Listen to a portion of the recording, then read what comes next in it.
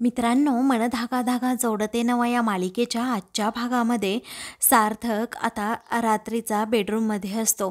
त्याचवेळी आनंदीच्या त्याच्याकडे असणाऱ्या सर्व आठवणी बरोबर तिच्या ज्या काही वस्तू असतात त्या सर्व तो आता बाहेर काढतो आणि त्याच्याकडे पाहत राहतो. त्याला आता पूर्वीचे सर्व क्षण आठवू लागतात. आनंदीबरोबर कशाप्रकारे त्याने जे क्षण घालवलेले असतात ते सर्व त्याला आठवत असतात. एक एक वस्तू हातात घेत तो एका पेटीमध्ये ठेवत असतो. त्याच वेळी आता त्याला आनंदीची खूप आठवण येत असते, परंतु काळजावर दगड ठेवून, मनावर दगड ठेवून तो हे सगळं काही करत असतो. कारण आनंदी असं का वागते ना याचा थांगपत्ता त्याला अजूनही नसतो. म्हणूनच तो आता सगळ्या वस्तू त्या पेटीमध्ये ठेवू लागतो. त्यावेळी आता तो पेटी बंद करतो आणि त्याला चक्क कुलूपसुद्धा लावतो. तेवढ्यातच तेथे आता सुखदा देखील येते आणि म्हणते, सार्थक तू झोपला नाहीस अजून? मग आता सार्थक हा रडतच सुखदाला म्हणतो, आनंदीच्या माझ्या आयुष्यात असणाऱ्या सर्व आठवणी मी पुसून काढल्या आहेत सुखदा. आता मी फक्त आणि फक्त पूर्णपणे तुझा झालो आहे, असं म्हणून तो तिला मिठी मारतो. तर सुखदाला देखील खूपच आनंद होतो. दुसऱ्या दिवशी आता मनोज हा बाप्पाला घेऊन घरी आलेला असतो. अण्णा आणि आनंदी हे खूप खुश असतात, कारण आता बाप्पा घरी आलेले असतात. घरात नवचैतन्य येणार असतं. तेव्हा आनंदी आता गणपती बाप्पा मोरया असं म्हणत वाजत गाजतच बाप्पाला घरी घेऊन आल्यानंतर आता सर्वजण मिळून आरती करतात, मनोभावे प्रार्थना करतात. अगदी छान असं वातावरण झालेलं असतं. मग आता मालती मनातल्या मनात देवाकडे बाप्पाकडे प्रार्थना करते, माझ्या आनंदीचा संसार पुन्हा सार्थकरावांबरोबर फुलू देत, म्हणजे मी तुझी मनापासून सेवा करेन बाप्पा, मी कधीच तुला विसरणार नाही, असं म्हणून ती आता आनंदीकडे पाहते. तर अण्णासुद्धा आनंदीसाठीच मागणं मागतात. आनंदी काय करते ना तिला तिचंच कळत नाहीये, देवा तिला सद्बुद्धी दे. तर आता मनोज देखील बाप्पाकडे पाहतो आणि आनंदीकडे पाहतो. मनातल्या मनात तो पण देवासमोर आता आनंदीसाठीच प्रार्थना करतो, मी माझ्या आनंदीला खूप असं छळलं आहे, परंतु बाप्पा आनंदी जर सार्थकपासून दूर झाली ना तर ती आयुष्यात कधीही सुखी राहणार नाही. म्हणून त्या दोघांना तू लवकरात लवकर एकत्र कर, असा काहीतरी चमत्कार कर, जेणेकरून ते दोघेही कायमचे आणि कायमचे एकत्र येतील. तर आता आनंदी देखील मनातल्या मनात प्रार्थना करते, बाप्पा 6 वर्ष मी फक्त सार्थक सरांचं सुख हे त्यांच्याबरोबर कायम राहू देत, आयुष्यभर ते सुखात राहू देत, अशी कायम तुझ्याकडे प्रार्थना केली, हे तुझ्याकडे मागणं मागितलं. पण आज सार्थक आणि सुखदाचा संसार हा आनंदाचा होऊ देत, ही मागणं मी तुझ्याकडे मागतीये.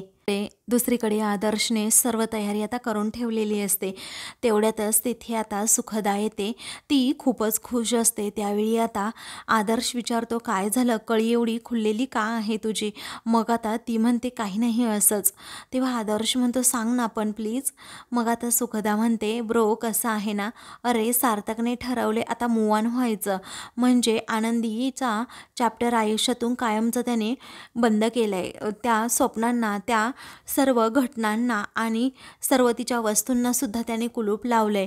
मग आता आदर्श जरा तोडकं मोडकंच बोलतो की हो बरं आहे तसं, म्हणजे तुमच्या दोघांचा संसार सुखाचा होईल, बाकी काही नाही. तेव्हा ती म्हणते की हो असंच होणार आहे. तेवढ्यातच सार्थक तिथे येतो आणि बाप्पाला आणायला जायचं आहे ना असं विचारतो. तेव्हा ते दोघेही हो म्हणतात. तर लगेच बाप्पाला आणण्यासाठी ते जायला निघतात. इकडे आता आनंदीने आरती घेतलेली असते. आरती संपन्न झाल्यानंतर एकमेकांना सर्वजण प्रसाद देत असतात. त्यावेळी आता मनोज म्हणतो, मी आज खूप मोदक खाणार आहे, आज खूप दिवसानंतर, खूप वर्षानंतर मला माझ्या आनंदीच्या हातचे मोदक खायला मिळणार आहेत. त्यावेळी आता लीना म्हणते, म्हणजे आजपर्यंत तुम्ही मोदकच नव्हते खाल्ले का, आणि माझ्या हातचे मोदक चांगले नाही होत असं तुम्हाला म्हणायचं आहे का? तेव्हा तो म्हणतो, तसं नाही अगं, मी काय म्हणतोय ना ते ऐकून घे, म्हणजे छान होते तसे, बरे होते, असं म्हणून तो आनंदीच्या मोदकांचं खूप सारं असं कौतुक करत असतो. वेळी आता आनंदी म्हणते, तू दादाचं ऐकू नको वहिनी, त्याला मोदकच खायला देऊ नको आज माझ्या हातचा, मग बघ तो कसा तुला चांगला म्हणेल. मग आता मनोज म्हणतो, नाही ग तसं नाही, लीना तू पण तशी बरी बनवते मोदक. तेव्हा लीना म्हणते, मी बोलणारच नाही तुमच्याबरोबर, जा. मग आता मनोज म्हणतो, बाप्पा ऐन सणासुदीच्या दिवसांमध्ये आमच्या राणी सरकार आमच्यावर रुसून बसले आहेत, तेव्हा आता आनंदी म्हणते, वैनू अजिबात याला माफ करू नकोस हा तू. आता मनोज म्हणतो, कसं आहे ना आनंदी, अगं मी तुझी बाजू घेऊन बोलतोय, तुझ्या मोदकांचं कौतुक करतोय, तिची काय तू साईड घेतेस ग. मग आता असं म्हणून तो म्हणतो, राणी सरकार माफ करा, आजपर्यंत तुम्ही जे मोदक बनवले होते ते अतिशय उत्तम आणि उत्तम बनवले होते, असं म्हणून आता तो लगेच तिचं कौतुक करतो. तेव्हा सर्वजण आता हसू लागतात. आता मनोज म्हणतो, माझा संसार असाच मोदकासारखा गोड आणि अगदी सुखाचा कर, असं म्हणून तो तिला मोदक भरवतो. दोघेही एकमेकांना आता मोदक भरवतात आणि घरात अगदी प्रसन्न वातावरण होतं. तेवढ्यातच आनंदीला आता कोणाचा तरी फोन येतो. आनंदी त्या फोनकडे आता पाहतच राहते. तर आता दुसरीकडे सार्थक हा बाप्पाला घेऊन घरी येतो. त्याचवेळी सर्वजण गणपती बाप्पा मोरया असं म्हणत पुढे येतात. सार्थक, सुखदा आणि आदर्श तिघेही गणपती बाप्पाला आणण्यासाठी गेलेले असतात. मग आता काही वेळातच तिथे आनंदी येते आणि गणपती बाप्पा मोरया असं म्हणते. तेव्हा सर्वजण आनंदीकडे आता पाहू लागतात. मग आता आनंदी ही घरातील सगळ्यांकडे पाहत असते, परंतु सार्थकबरोबर आता ती जास्त बोलत नाही. तेव्हा आता सार्थक हा आनंदीकडे खूप रागात पाहत असतो. तो तिच्याबरोबर काहीही बोलत नाही. मग नंतर आता सुधा ही समोर पाहते तर आनंदी असते, म्हणून ती विचारते, काय आनंदी तू? तेव्हा आनंदी स्वतःच म्हणते, माझं नाव कल्याणी आहे. तेव्हा आता सुखदा लगेच तिची ओळख घरातील सर्वांबरोबर करून देते. ही आमची सुधा मावशी, त्याचबरोबर हा आदर्श ब्रो, ही शलाकाताई आणि ही वृंदा आजी.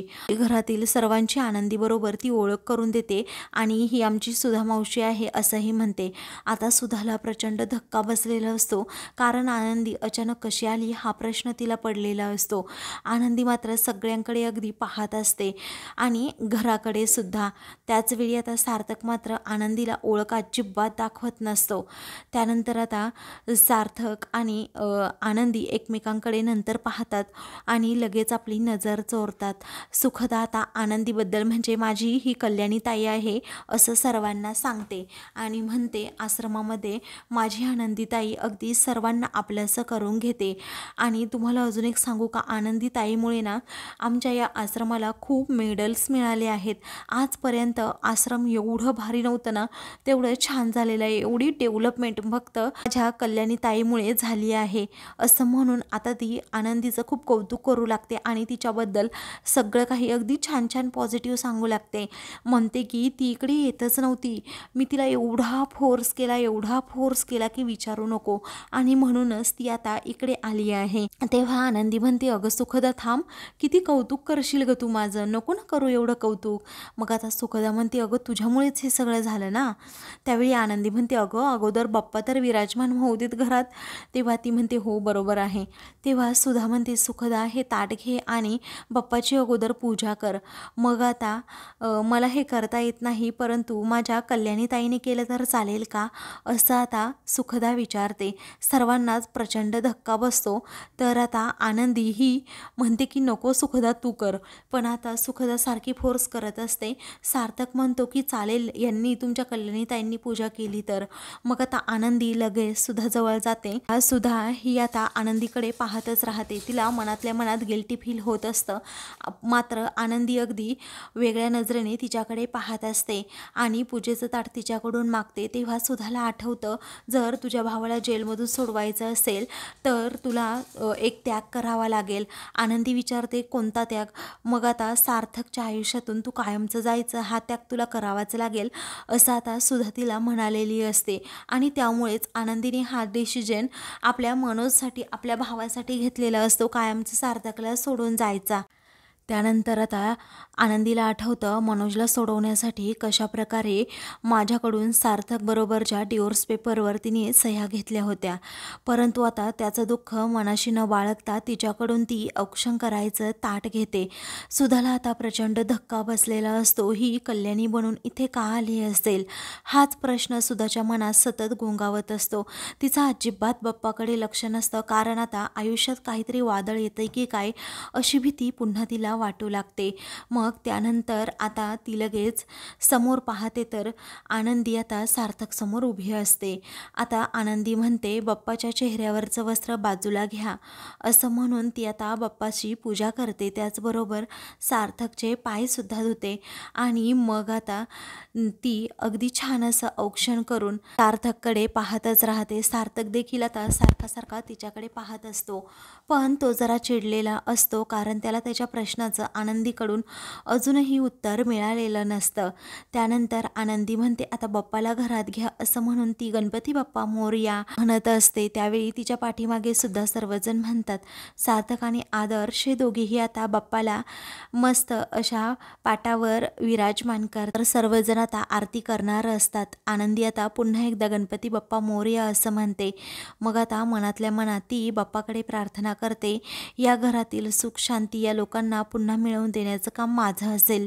मी या घरातून आनंदी म्हणून बाहेर पडले होते, परंतु आता या घरात आली आहे ना, पुन्हा कल्याणी म्हणून आली आहे, त्यामुळे आता मी यांच्यामध्ये लुडबुड नाही करू शकत. बाप्पा, मला यासाठी शक्ती दे, ताकद दे. तर आता वृंदा मनातल्या मनात विचार करत असते की काय झालं आहे ना कळत नाही. ही आनंदी कल्याणी बनून या घरात का आली असेल? हिचा काहीतरी प्लॅन नसेल ना, असं ती मनातल्या मनात विचार करते. सर्वांना एकच आता प्रश्न पडलेला असतो की आनंदी का आली असेल. शलाका देखील मनातल्या मनात विचार करते, का आली असेल ही आनंदी? तिचा काहीतरी डाव तर नसेल ना. तेव्हा सुद्धा आता मनातल्या मनात विचार करू लागते, बाप्पाकडे प्रार्थना करू लागते की आनंदी या घरातून गेली 6 वर्ष झाले, मीच तिला घालवलं होतं या घरातून, परंतु आता सुखदाबरोबर माझा सार्थक नवीन आयुष्याची सुरुवात करतोय आणि ही सुरुवात करताना आनंदी पुन्हा कल्याणी म्हणून या घरात, बाप्पा तू येणार त्याच दिवशी आली आहे. नक्की हा कुठला संकेत आहे ना, मला कळत नाही आहे, काय करावं ना कळत नाही आहे, असं म्हणून ती आता बाप्पाकडे पाहत राहते आणि आनंदीकडेही. त्यावेळी सार्थक आता पुन्हा एकदा आनंदीकडे पाहतो. आनंदी आता सुधाजवळ जाते. मग आता कशी वाटली माझी फॅमिली, असं आता लगेच सुखदा तिला विचारते.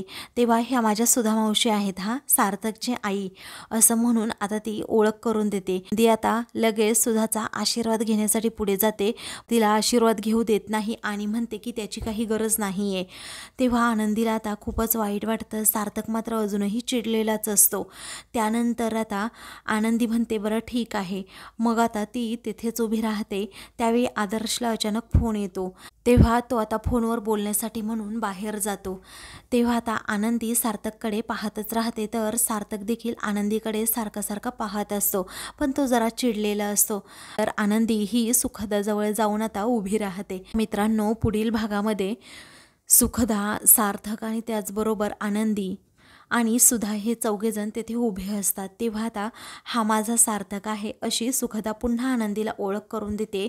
तेव्हा आमची ओळख आहे, इतक्यात त्या कधीही विसरल्या नसतील, मला असं वाटतंय, असं सार्थक आनंदीकडे पाहून म्हणतो. सुखदाला जरा धक्का बसतो.